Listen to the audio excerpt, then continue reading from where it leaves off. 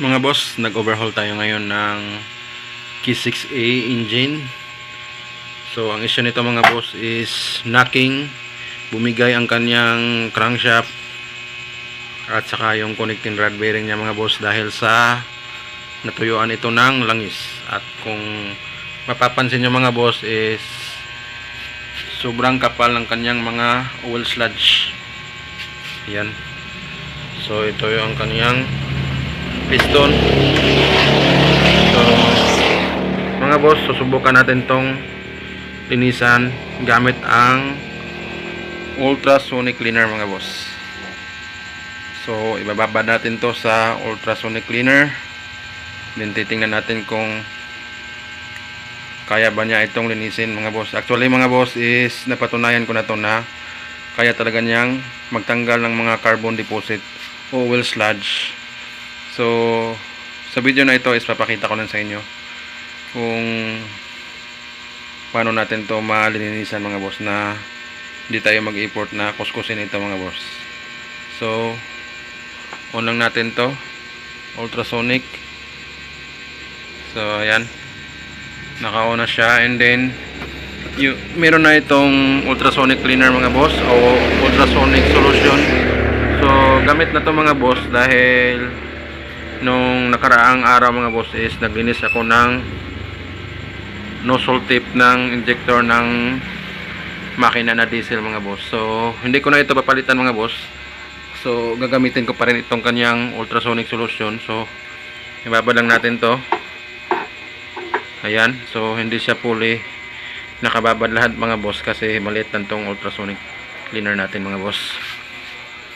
And then, set ko lang siya sa 45 degree Celsius yung temperature ng mga boss. So kailangan painitin natin para mas madaling matanggal ang kanyang namumuong oil sludge at saka carbon. So on ko lang yung kanyang temperature. Yan, so as you can see umilaw na yung blue, ibig sabihin naka-on na. And then isi-set ko siya dito ng mga 15 minutes mga boss. Then on natin. Then susubukan natin kung sa 15 minutes is matatanggal ba ang kanyang carbon deposit mga boss at saka mga oil sludge. So on ko na siya mga boss.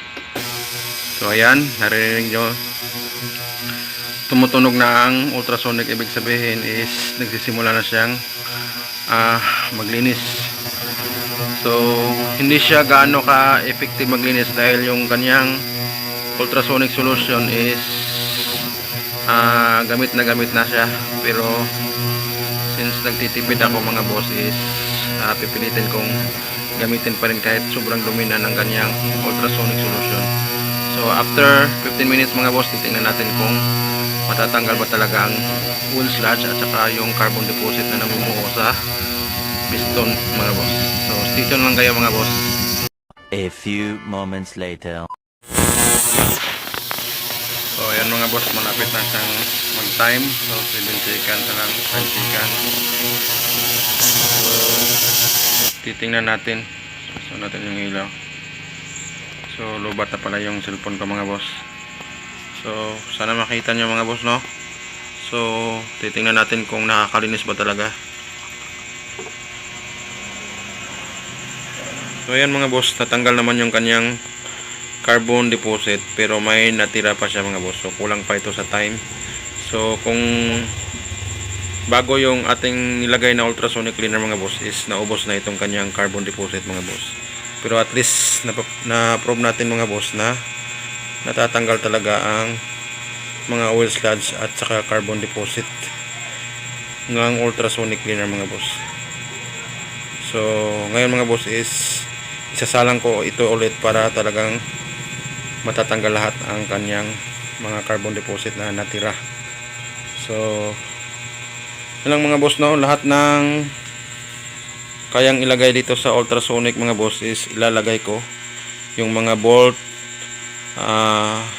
yung timing chain, saka yung mga cap ng camshaft mga boss para matanggal natin yung carbon deposit at saka oil sludge na dumikit sa pyesa mga boss. So yan lang, sana may natutunan kayo sa munting video na ito mga boss. Maraming salamat sa inyong panonood at suporta sa channel ko. God bless.